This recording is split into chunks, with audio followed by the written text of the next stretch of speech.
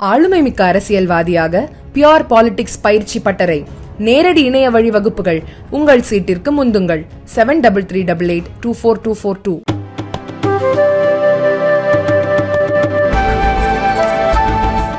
ஹைதராபாத்தில் இருந்து 12 வயது சிறுவன் தனியாக ரயிலில் திருப்பதிக்கு வந்து ஏழுமலையானை தரிசித்த சம்பவம் பெரும் அதிர்ச்சியை ஏற்படுத்தியுள்ளது.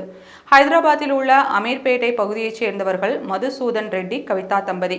இவர்களது இரண்டாவது மகன் மகேந்திர ரெட்டி அப்பகுதியில் உள்ள தனியார் பள்ளியில் 8ஆம் வகுப்பு படித்து வருகிறார். மகேந்திர ரெட்டி கடந்த ஞாயிற்றுக்கிழமை மாலை 5 மணிக்கு தான் சேர்த்து வைத்திருந்த 1000 ரூபாய் பணத்துடன் வீட்டிலிருந்து புறப்பட்டு ரயில் மூலம் திருப்பதியை அடைந்தார். தங்கள் மகனை காணவில்லை என்று காவல் நிலையத்தில் அந்த சிறுவனின் பெற்றோர் புகார் அளித்திருந்தனர். புகாரின் அடிப்படையில் அந்த சிறுவனை போலீசார் தீவிரமாக தேடி வந்தனர்.